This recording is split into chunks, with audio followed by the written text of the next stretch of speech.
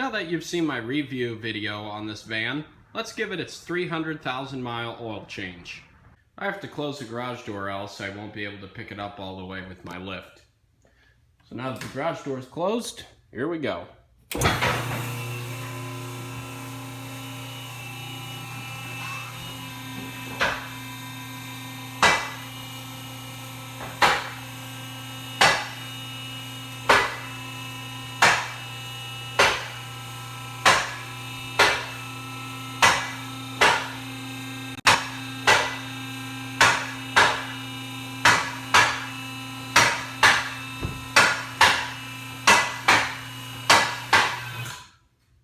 I made the mistake of setting my iPhone near the engine compartment of this van while it was running, and I was checking some other things out, so now I can't use my flash until the phone cools down. So here we go. I'll show you underneath the van. Then it's just this this old 300,000 mile Toyota just never ceases to amaze me. Look at that.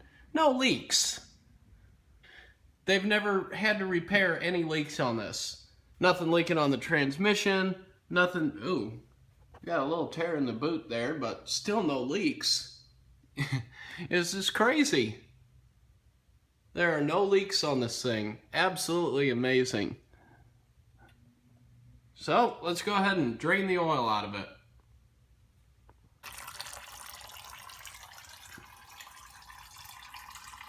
The oil doesn't look too bad. Not for 5,000 miles.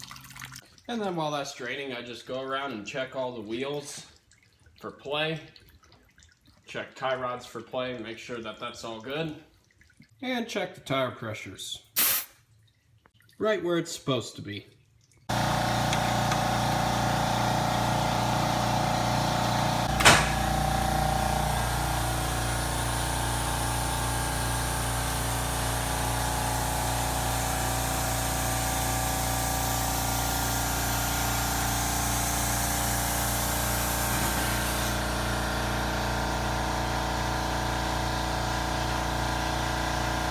The oil filter is easier to get to from the top. That's why I lower it down before replacing the filter.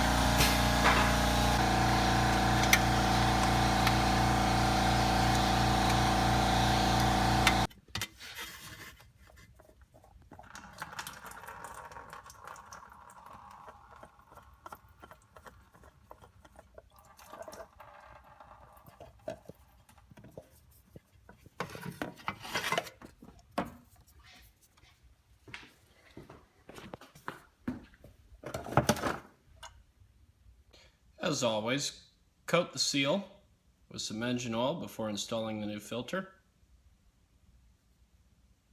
Make sure the old oil filter seal wasn't left behind.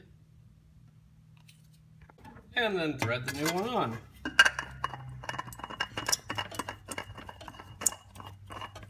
There's no need to get it any more than hand tight, especially with one that's a little tricky to get to like this one here near a hot exhaust manifold. Then fill the engine up with liquid gold. Another thing to remember is always start the engine before you check the oil on top off as needed. The reason being is if I check the oil now before I've started the engine, I don't know how well you can see that, but it's at the full mark.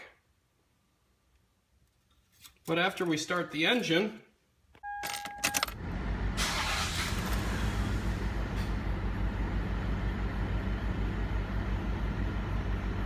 and check to make sure that there are no leaks.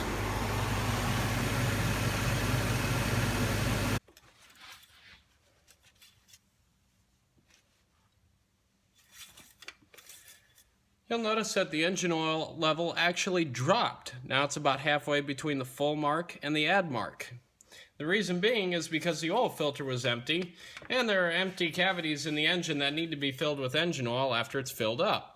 Now generally the range between the full mark and the add mark is about 1 quart.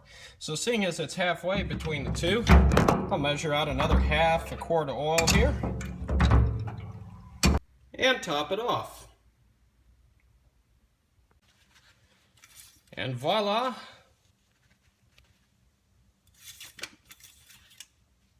We're at the full mark.